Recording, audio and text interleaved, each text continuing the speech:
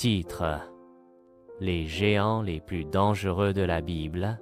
Il y a longtemps, dans les terres anciennes de la Bible, il errait des hommes d'une taille et d'une force immense, des géants dont les noms semaient la terreur dans le cœur de beaucoup.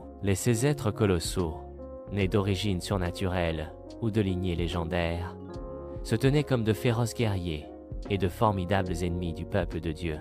Laissons-nous voyager à travers les pages des Écritures pour découvrir les récits des géants les plus dangereux jamais enregistrés. Les Néphilim, les premiers géants avant le déluge. Le monde a vu l'essor des Néphilim, des êtres mystérieux mentionnés dans Genèse 6, 4.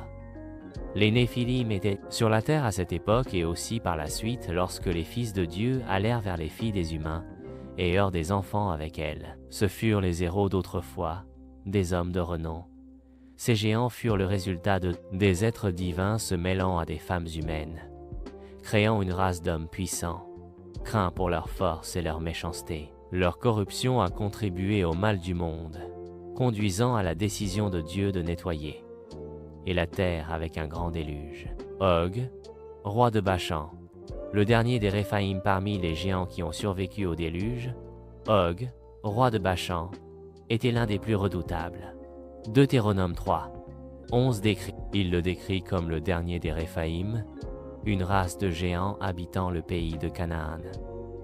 Son lit mesurait 13 pieds, 4 mètres, de long, indiquant son énorme stature.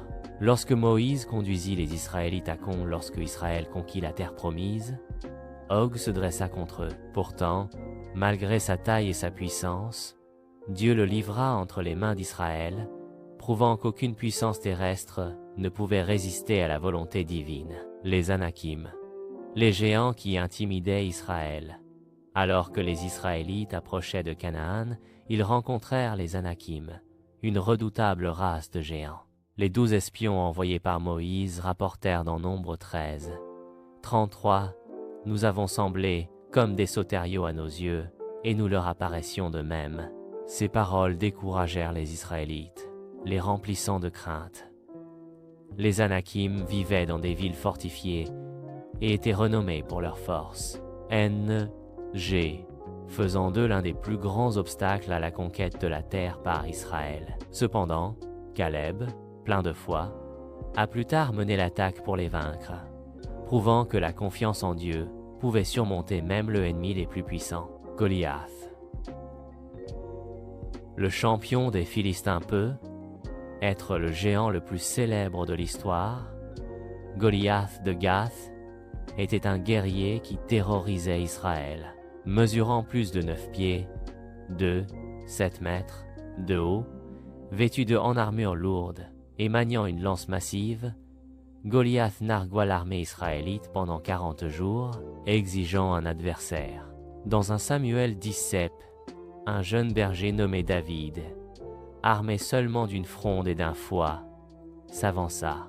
D'un seul coup de pierre, David frappa Goliath au front, abattant le puissant guerrier et assurant la victoire à Israël.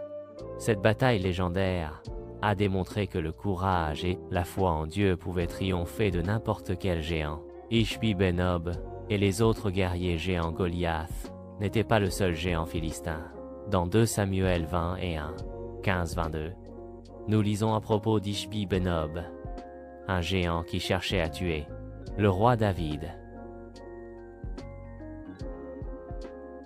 Accablé par l'âge et l'épuisement, David fut presque tué, mais son loyal guerrier Abishai intervint, frappant le géant philistin.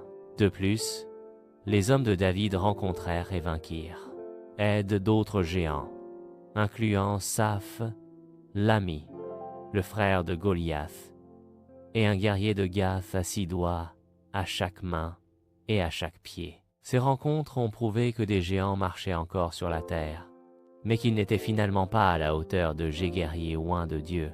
La défaite des géants et la puissance de Dieu, la Bible raconte les histoires de ces géants puissants pour souligner une leçon cruciale. Peu importe la puissance ou la terreur d'un ennemi peut sembler, ceux qui se tiennent avec Dieu prévaudront toujours. Des jours des Néphilim aux batailles de David et de ses guerriers, les géants qui autrefois parcouraient la terre ont finalement été vaincus, prouvant que la foi, le courage et l'intervention divine vaincront toujours la force terrestre. Conclusion.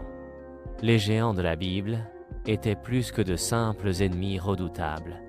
Ils étaient des symboles de peur, d'intimidation et des obstacles aux promesses de Dieu. Pourtant, maintes et maintes fois, Dieu a donné le pouvoir à son peuple de s'opposer à eux et de revendiquer la victoire. Leurs histoires restent une inspiration pour les croyants d'aujourd'hui, nous rappelant qu'aucun défi, la longueur, est trop grande face à la foi et à la force divine.